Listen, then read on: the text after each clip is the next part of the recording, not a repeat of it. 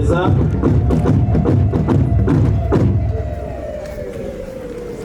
Nyakubahwa Minisitiri w'Intebe akaba n'umushyitsi mukuru w'uyu muhango, ba Nyakubahwa Minisitiri bitabiriye uyu muhango, Nyakubahwa Guverineri w'Intara y'Amajyaruguru, ba Nyakubahwa abasenateri n'abadepite bitabiriye uyu muhango, abayobozi mu nzego zitandukanye muteraniye hano, abaturage b'Akarere ka Rulindo, banje kubasuhuza no kubashimira ko mwaje kwifatanya natwe muri ibi birori byo kwizihiza umunsi w'umuganura w'umwaka w'ibihumbi 2022, kandi mboneyeho no kubaha ikaze mu Karere ka Rulindo.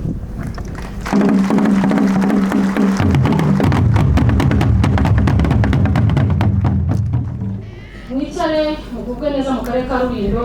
Rulindo ifite ibyiza byinshi bishingiye ku muco, dore ko naho twicaye twegereye ikigo ndangamuco ikirenga cyitiriwe umwami Ruganzu Ndoli.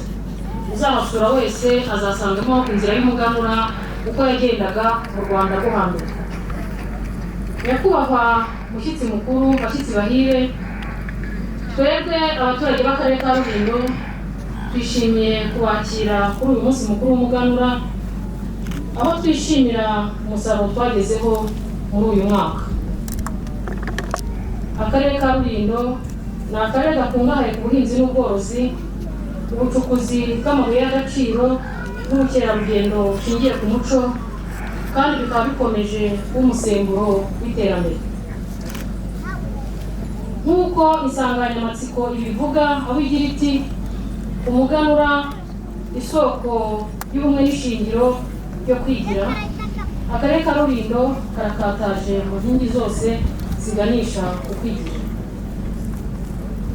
Abaturage b'Akarere ka Rulindo turejeje, nk'uko maze kubyibonera mu imurikabikorwa. Aka Karere ka Rulindo keramo ibihingwa bitandukanye birimo ikawa, icyayi, ibigori, ibishyimbo, ibirayi, ingano, imyumbati, imboga n'ibindi. Akarere ka Rulindo tukaba duhinga ku butaka buhuje bungana hegitari zisaga 40,000. Akarere kacu gakungahaye kandi ubworozi bw'inka ndetse n'amatungo magufi. Umusaruro wabyo ukaba udufasha kurwanya imirire mibi no kwiteza imbere, tugasagurira n'amasoko. Uyu munsi Akarere ka Rulindo turashimira by'umwihariko Minisiteri y'Urubyiruko n'Umuco, inzego za leta, abikorera, imiryango itegamiye kuri leta n'abandi bafatanyabikorwa batandukanye mu gutegura ibi birori ku buryo bunoze nk'uko mubibona. Nyakubahwa mushyitsi mukuru, ba Nyakubahwa mwese muri hano, twongeye kubashimira kuba mwaje kwifatanya natwe muri ibi birori by'umuganura w'umwaka w'ibihumbi 2022. Tunashimira kandi ubuyobozi bukuru bw'igihugu cyacu budahwema gushakira u Rwanda n'Abanyarwanda icyabateza imbere ndetse no kubatoza umuco wo guharanira kwigira. Murakoze, mugire umunsi mwiza w'umuganura.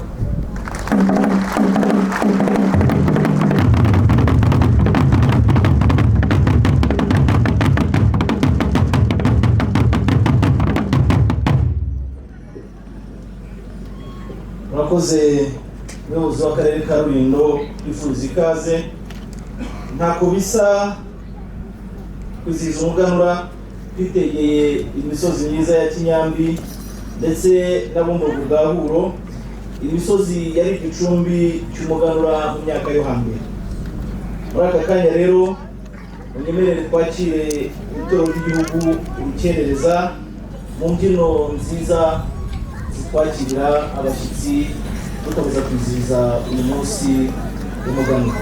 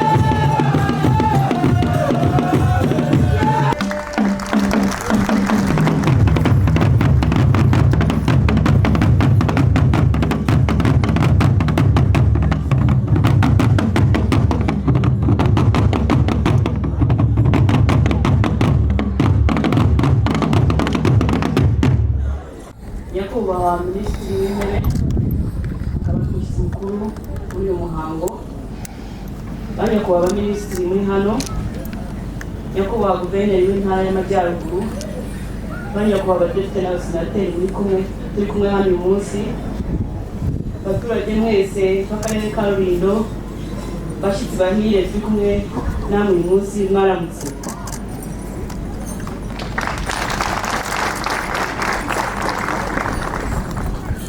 nyakubahwa minisitiri w'intebe, twanje kubashimira cyane kuri uyu mwanya mwageneye abaturage b'akarere ka Rulindo muza kwifatanya nabo nubwo tuzi ko mwaba mufite imirimo myinshi. Ndagira ngo mumfashe tumushimire cyane nyakubahwa minisitiri w'intebe.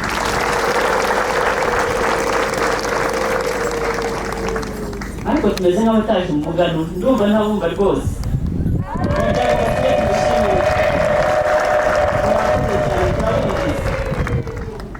Mbanje kubasuhuza mwese ko mwateraniye hano, mbifuriza kugira umunsi mukuru mwiza w'umuganura twizihiza uyu munsi. Nyuma y'imyaka 2 tumaze duhangana n'icyorezo cya COVID-19, turishimira ko twongeye guhurira hano kugira ngo twizihize tunezerwe. Kuva kera na kare umuganura wabaye inkingi ikomeye mu mibereho y'Abanyarwanda n'igihugu cyacu, akaba ari ishingiro ry'ubumwe bw'Abanyarwanda, ikaba ari isoko yo gukunda igihugu no gukunda umurimo. Abanyarwanda b'ingeri zose barawizihizaga bagamije kwishimira ibyo babaga bagezeho umwaka ushojwe no guhiga ibyo bifuza kuzageraho umwaka utaha. Umunsi w'umuganura warangwaga n'umuhango w'ubusabane ushimangira ubumwe bw'Abanyarwanda hagati y'umwami, abatware, abiru na rubanda aribo baturage. Nubwo uyu muco waje gucika igihe cy'ubukoloni, ugahagarikwa n'abakoloni kuko bari bazi imbaraga z'umuganura wahuzaga Abanyarwanda, bari uburyo hari byinshi bagiye bahagarika, harimo n'itorero kuko bari bazi imbaraga zirimo zubakaga Abanyarwanda, tukunga ubumwe tukagera kuri byinshi. Turishimira rero ko mu 2011 ubuyobozi bw'igihugu cyacu burangajwe imbere nyakubahwa perezida wa repubulika umuganura wagaruwe ugahabwa agaciro. Wagaruwe mu gihugu cyacu uhabwa agaciro n'akamaro n'agaciro gakomeye kawo mu mibereho n'imitekerereze y'Abanyarwanda, byongeye kugaruka bihabwa intebe bagakomeza gusigasira ubumwe bw'Abanyarwanda. Muri uyu mwaka rero mu gihugu hose ku rwego rw'umudugudu turizihiza uyu munsi mukuru w'umuganura ku nsanganyamatsiko igira iti umuganura isoko y'ubumwe n'ishingiro ryo kwigira. Turizihiza ko ubumwe bw'Abanyarwanda ariho tuvoma imbaraga zo gukunda igihugu, gukunda umurimo no gukora cyane ngo twiteze imbere kandi duteze imbere igihugu cyacu nta n'umwe usigaye inyuma. Mu kwizihiza uyu munsi mukuru hateganyijwe ibikorwa byinshi bitandukanye birimo ibiganiro, umuganura byatanzwe mu nzego zinyuranye n'ibitaramo biteganyijwe uyu mugoroba mu karere ka Nyanza, ndetse hagiye hanasurwa ahantu ndangamurage hafite isano n'umuganura mu rwego rwo kuhamenyekanisha no guteza imbere ubukerarugendo bushingiye ku muco. Nagira ngo mvuge hake hasuwe hose, haba hari ihuro mu karere ka Gakenke, Irutunga mu karere ka Gasabo n'Irubengera mu karere ka Karere, abafatiye amateka y'Abanyarwanda b'ingeri zose, cyane cyane twifuza ko urubyiruko rw'u Rwanda babimenya bakabisigasira, ariko bakanabibyaza umusaruro mu gushora imari no guhanga imirimo mishya, cyane cyane ishoramari rishingiye ku bukerarugendo bushingiye ku muco. Byafasha urubyiruko gukunda umuco wabo no kuwurinda no kuwusigasira no kuwubungabunga, ibyaba bibumbatiye amateka akomeye nk'ayahuza Abanyarwanda kuva mu bisekuru byo hambere. Nyakubahwa minisitiri w'intebe, banyakubahwa abaminisitiri, abanyacyubahiro mwese turi kumwe, Abanyarwanda twese turi kumwe mu gihugu no mu mahanga, tuzi ko twijihije uyu munsi umuganura. Nagira ngo nsoreze kubasaba yuko uyu muco dusangiye turanga ukanatuhuza n'ikiraro gihuza abato n'abakuru, dukomeza rero ukatubera isoko y'ubumwe n'ishingiro ryo kwigira. Murakoze cyane, mugira amahoro y'Imana.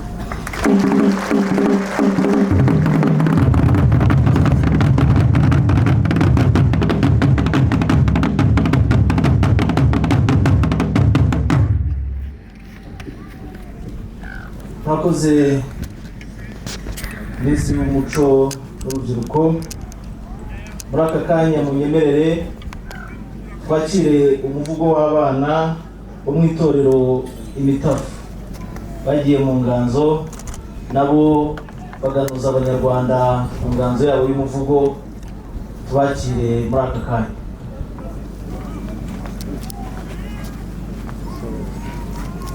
Bwana ndaje nuje mubyeyi ntega yombi nyir'icyavuga numve, dufatanye dufata ingamba dusigasire isoko y'ubumwe, umuganura n'ishingiro ryo kwigira ubumwe bw'abanyarwanda.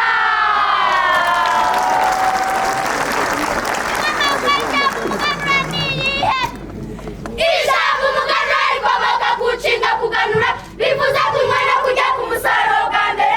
Uwo musaruro umuntu ashobora kuwusangiza abandi, aribyo bita kuganuza. Kuganuza ntibigomba kubera mu miryango gusa, ni n'umugenzi ukomeye wabaga mu mihango y'umuganura uhereye kera kose mu Rwanda.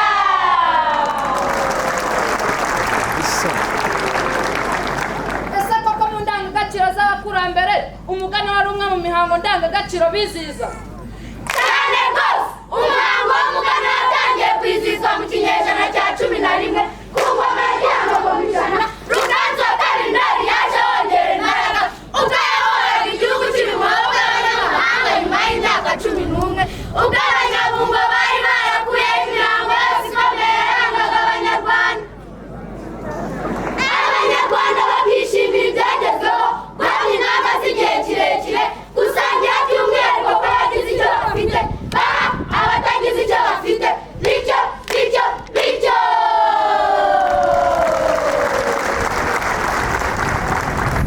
ariho hakomotse umuco wo kuganuza u Rwanda, indangagaciro ibereye abanyarwanda. Zimwe mu ndangagaciro ziranga umunsi mukuru w'umuganura ni izihe? Hashimwa abakoze neza kurusha abandi bakabihemberwa. Reba nayo inka y'umuhanzi yahadoresheje imihigo mu buryo bw'indashyikirwa. Hasuzumwaga impamvu yaba yaratumye bamwe badatera imbere mu buryo bwifuzwa. Hafatwaga ibyemezo bigamije kugera ku musaruro ushimishije, bityo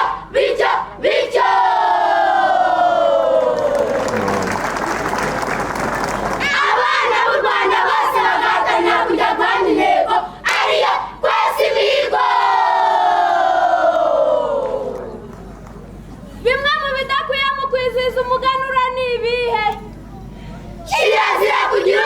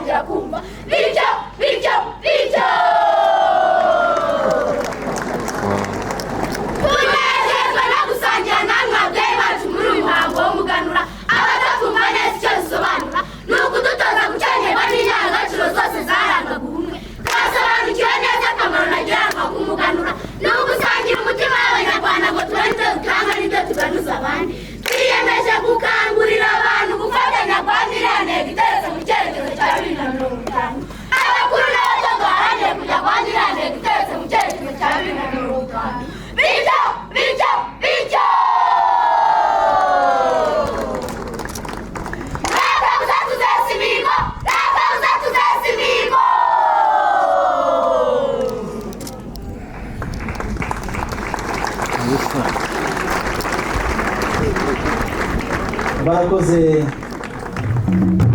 Uyu ni umurishyo w'urugendo, ukaba umurishyo uherekeza intambwe z'abazaniye igitero, ukaba umurishyo wasobanuraga ukudasubiranya kw'Abanyarwanda, ukaba umurishyo wavugaga guhuza. Ubu rero ni umurishyo w'umugendo wiherekeje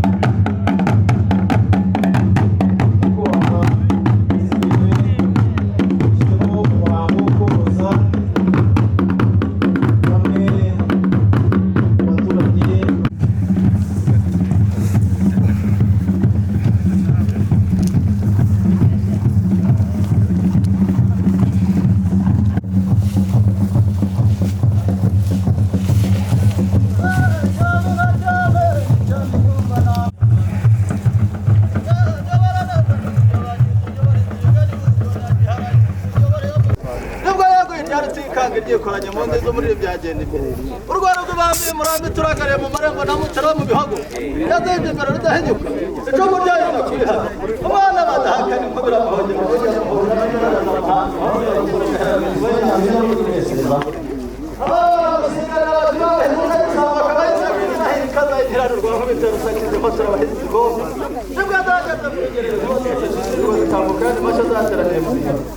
bambwiye ko igihugu sinateye gushyika umwana w'imbarwa n'inganzo ntibamuzi nagaze umukaraja asanzwe mwamajeje kugira ngo duhora twitwaza uretse kuzima n'imazi y'ikibano nta kibazo mu nyamba y'abana nibo baretemba mu kisubi n'ubu kandi yakumwise njya n'ukureza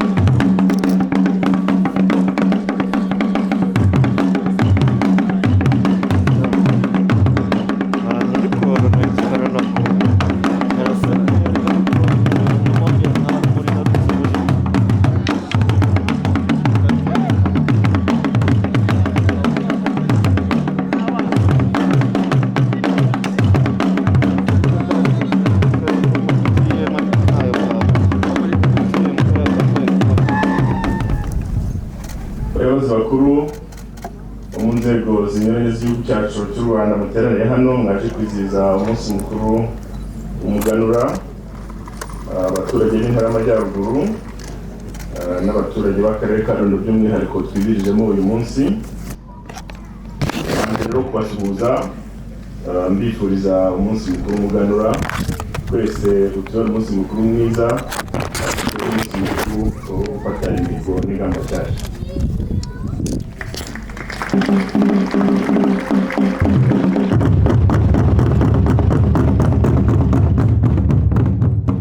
Twese nk'uko tubizi uyu ni umunsi mukuru ngarukamwaka wo kwishimira ibyagezweho. Umunsi w'umuganura ufite agaciro gakomeye mu mateka y'u Rwanda, ntabwo mbituramo cyane kuko byavuzwe, ariko nshimira cyane cyane n'aba bana bize neza mu muvugo kuba bishimiye ko n'abana bato bagira kigero basobanuye neza umunsi mukuru w'umuganura n'icyo usobanuye. Cyane cyane twashimye ko bari abana bato cyane bavuze ijambo rikomeye mu byo bavuze byinshi byiza. Bamwe twakwema ijambo rivuga ngo umuhango w'umuganura ni intambwe yo kubaka u Rwanda twifuza. Ndagira ngo abana mu bantera amashyi.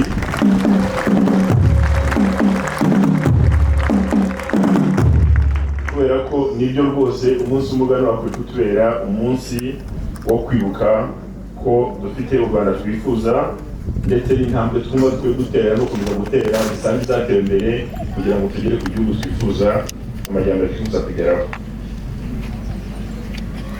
Niyo mpamvu rero guverinoma y'u Rwanda uyu munsi mukuru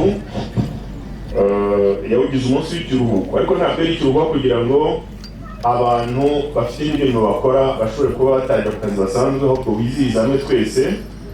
Bari abana bibukije none bati umunsi ni umunsi abantu basangiraga abejeje n'abatareje, ndetse banadusobanura impamvu zashobora gutuma uteza. Nagira ngo muri avuga bari abana muri amuvugo naho dukuramo irindi somo. Basobanura impamvu ababaga bejeje basangiraga n'abatabaga bejeje, baravuga ati impamvu zatuma uteza manza ntabisubiremo neza uko bavuze neza cyane, bati harimo amapfa, ibyo bitagenze neza cyangwa se uburwayi, ariko ntabwo bavuzemo ubunebwe. Ni ukuvuga ko ubunebwe ntabwo ari ubyatuma tuteza neza ngo twe kurwanya tukeza neza. Mu by'ukuri mesaje yabariye abana, ubutumwa bw'abariye abana burimo ikintu cyo kwitabira umurimo. Kwitabira umurimo tugakoresha imbaraga zacu zose, ntihagire itutuza kweza uretse bya bindi bitatu bavuze, aramutse ari amapfa, ibihe bibi cyangwa uburwayi, nta kindi cyaba tutuza kweza. Umuntu wese w'umunyarwanda akavuga ati ntabwo nejeje ibyo kurya kubera ko habaye amapfa, cyangwa se kubera ko umuryango wanjye wari urwaye. Ntihagire umuntu urwaza bwaki ngo abugire abana bagwingiye atari iyo mpamvu. Ni ukuvuga ngo twese dukwiye gukora dushaka ibyo gutunga imiryango y'Abanyarwanda, dushaka ibyo gutunga abana b'Abanyarwanda kugira ngo turwanye imirire mibi, turwanye igwingira ry'abana, ariko noneho turateza imbere igihugu, tubone ubukungu, tubone amafaranga. Ubwo butumwa rwose nashimye uburyo abana babutanze.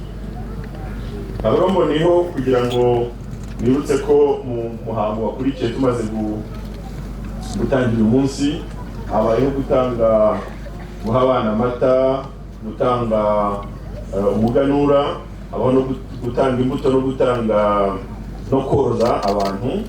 Bariya abana uko mwabonye n'abana bari mu ishuri, nabo nagira ngo mbwire ko guverinoma y'u Rwanda yabahaye inka 3.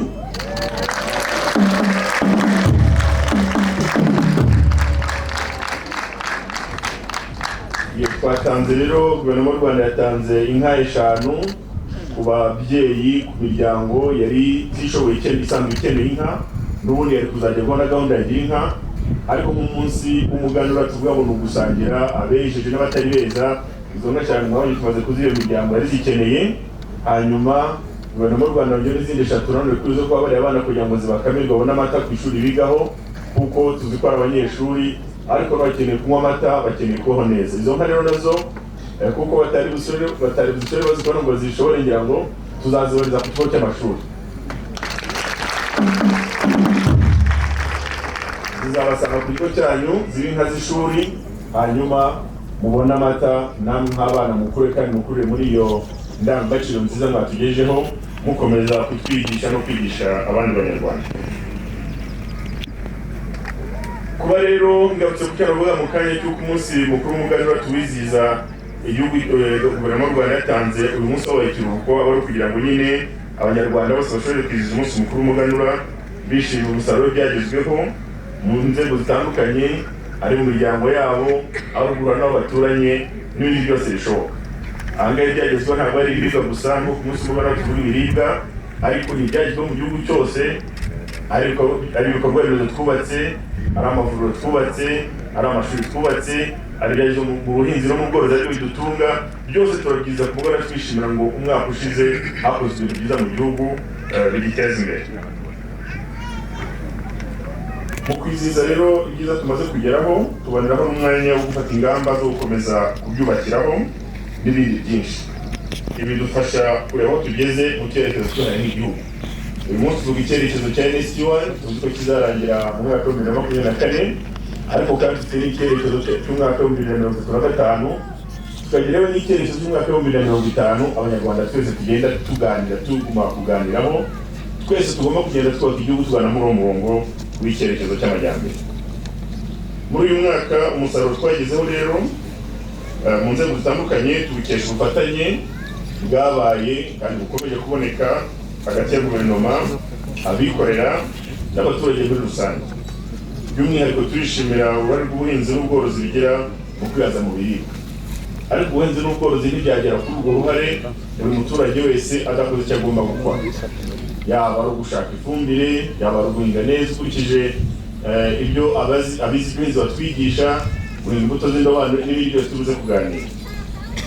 Guverinoma y'u Rwanda kandi yashyize imbaraga mu kuzamura ingano ndetse n'ubwiza bw'umusaruro mu by'ubuhinzi n'ubworozi binyuze muri gahunda zitandukanye mwese zigenda zitugeraho.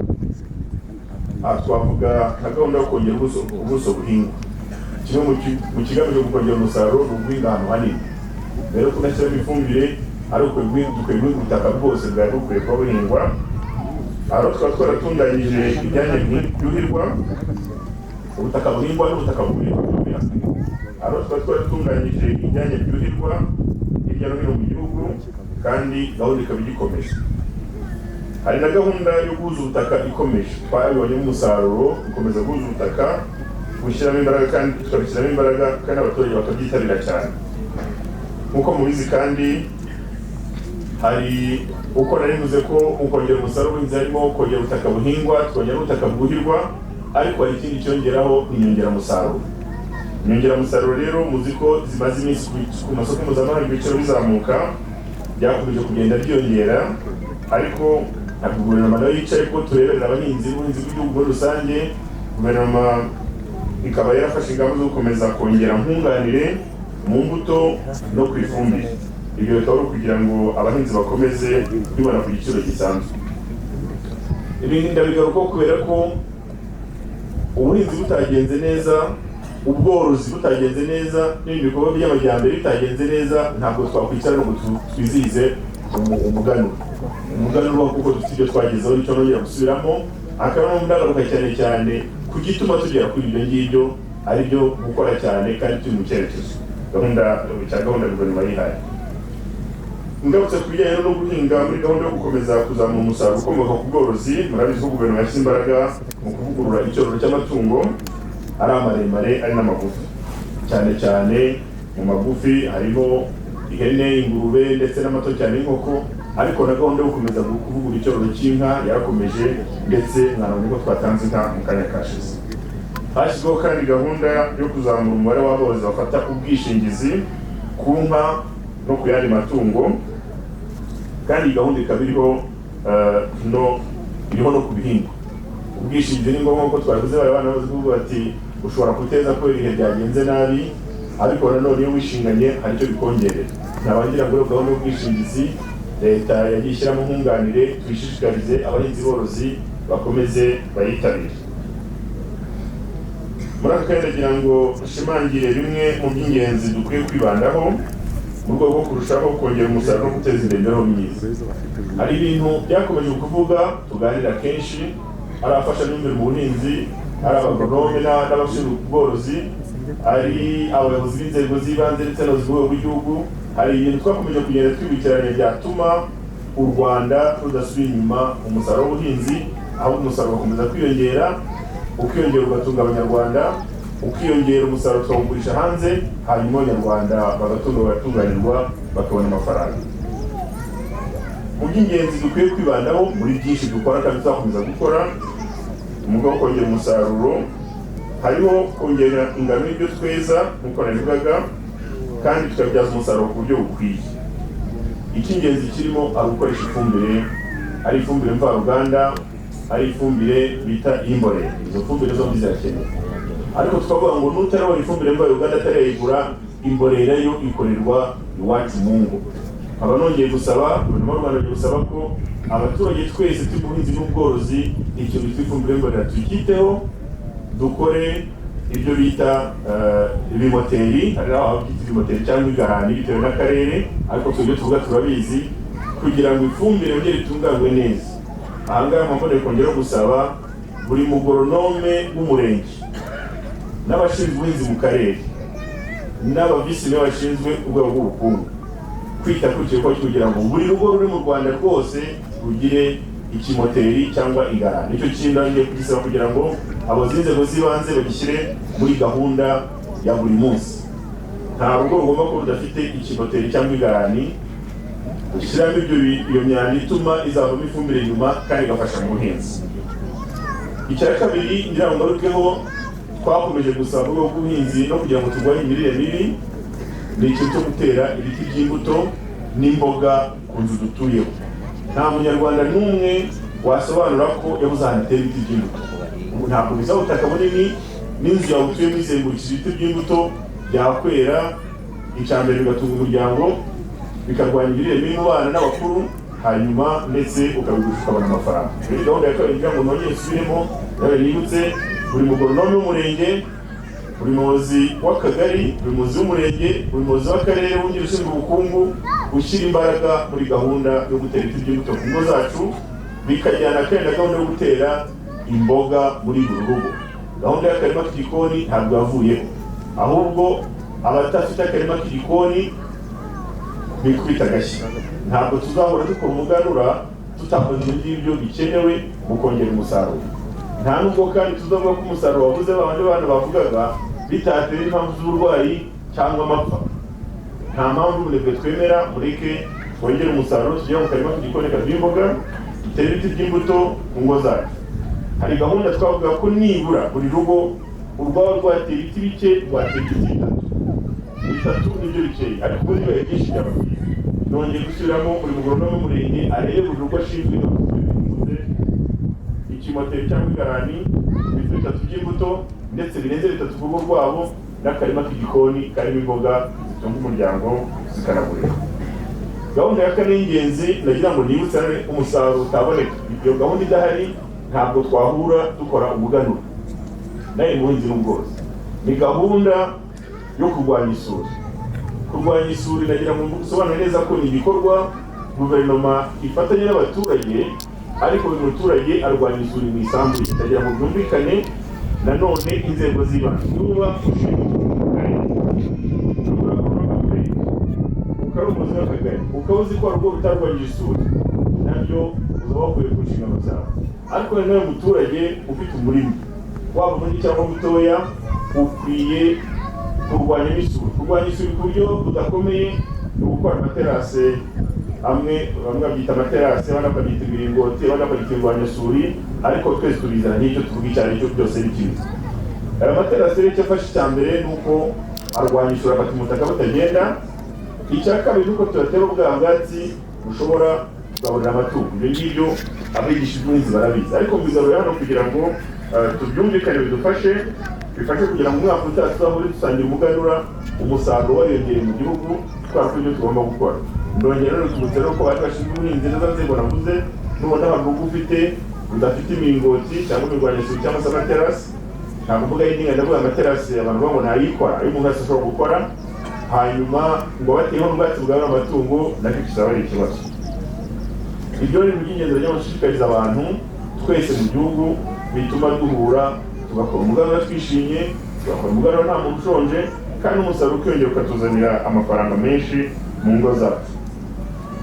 Ikindi agira ngo mvuge noneho icyo gihuza byose gufata neza ibikorwa byose remezo guverinoma y'u Rwanda yakoze ifatanyije n'abaturage, ari imihanda, umuntu utenga umuhanda, ari umuhanda nyabagendwa cyangwa umuhanda munini, ariko by'amashuri tubyitaho biri hose, ari amavuriro ari hafi y'ingo zacu naho dutuye tuyiteho, mbese twese dukore iterambere rikomatanya byose bituma buri munyarwanda yibona mu buzima bwiza, nta mwana urwaye bwaki, nta mwana ugwingiye, nta muntu urwaye gusa kubera ko yariye nabi.